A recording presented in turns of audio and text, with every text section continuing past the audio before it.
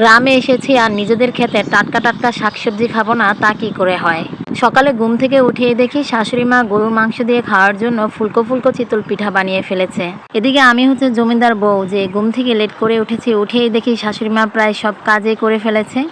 Hello everyone, আসসালামু আলাইকুম। সবাই কেমন আছেন? আশা করি ভালো আছেন। আলহামদুলিল্লাহ, আমিও ভালো আছি। নতুন একটা ভিডিওতে আপনাদের সবাইকে ওয়েলকাম করছি। সকালে ঘুম থেকে উঠেছি 7:30 বাজে। উঠে দেখি শাশুড়ি মা সুন্দর সুন্দর পিঠা বানিয়ে রেখেছে। বিশ্বাস করুন, একমাত্র শ্বশুরবাড়ি আসলেই আমি শান্তিতে ঘুমাতে পারি, কারণ শহরে যতদিন থাকি ততদিন আমি ঠিক মতন ঘুমাতে পারি না। একমাত্র শ্বশুরবাড়িতে আমি শান্তিতে একটু ঘুমাতে পারি। আমার শ্বশুর আসার পরে বলেছে আমাকে ঠিকঠাক মতন ঘুমিয়ে নিতে, কারণ আমি যে এখানে আসলে ঠিকঠাক মতন ঘুমাতে পারি সেটা এই বাড়ির সবাই জানে। তাই সকালবেলা আসলে কেউ জাগায় না, সবাই বলে একটু লেট করে উঠতে। আবার বিকালের দিকেও কিন্তু আমি একটু ঘুমাই। যাই হোক, আমার ছেলেকে কিন্তু তখন আমার শ্বশুর বা শাশুড়ি দেখে। তো যাই হোক, গ্রামে এসেছি আর ফ্রেশ তরতাজা শাকসবজি খাবো না তা কি করে হয়।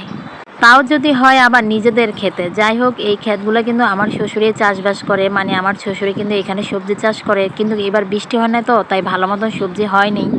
তো আমি কিন্তু ক্ষেত থেকে পুঁই শাক, মরিচ, ধনিয়া পাতা তুলে নিয়ে এসেছি, আর এখানের থেকে রসুন আর পেঁয়াজ নিয়েছি। এগুলোও কিন্তু আমাদের ক্ষেতে চাষ করা হয়। আর এই সব কিছুই কিন্তু আমার শ্বশুর একা চাষ করে, মানে অন্য কোনো লোকের মাধ্যমে চাষ করে না। আমার শ্বশুর কিন্তু অনেক পরিশ্রমী একজন মানুষ। অন্য সময় আমরা যতবার গ্রামে এসেছি ততবারই কিন্তু ফ্রেশ টাটকা শাকসবজি অনেক পরিমাণ খেয়েছি, কিন্তু এবার কিন্তু অতটা ভালো শাকসবজি হয় নাই, কারণ যেহেতু এখনও বৃষ্টি হচ্ছে না। বৃষ্টি হলে আবার অনেক শাকসবজি হবে। তো যাই হোক, এই তো এখন রান্না করতে চলে এসেছি। আর আজকে রান্না করব ডাল, পুঁই শাক ভাজি আর পাঙ্গাস মাছ ভুনা।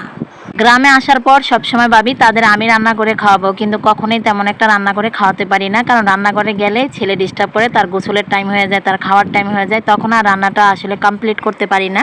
রান্না করতে গিয়েও কিন্তু আজকে রান্না করতে পারি নাই, কারণ আমার ছেলের গোসলের টাইম হয়ে গিয়েছে। তারপর ওকে খাইয়ে ঘুম পাড়িয়ে দিয়েছিলাম। তো বাকি রান্না কিন্তু আমার শাশুড়ি মাই করেছিল। আর আমার শাশুড়ি মায়ের রান্না কিন্তু অনেক মজা হয়, তাই আসলে তার হাতে রান্না খেতে আমাদের খুব ভালো লাগে। এই তো যাই হোক, ডালটা রান্না হয়ে গিয়েছে। এখন কিন্তু এই যে পাঙ্গাস মাছ রান্না করবে। তো প্রথমে পাঙ্গাস মাছটা ভেজে নিয়েছে, আর এই তো পেঁয়াজ দিয়ে ভুনা করবে, তাই পেঁয়াজটা ভেজে নিচ্ছে। যেহেতু আমাদের নিজেদের পেঁয়াজ, তাই পরিমাণে অনেকটা বেশি দিয়েছি। আসলে কেনা পেঁয়াজ হলে এতগুলো পেঁয়াজ দিতাম না।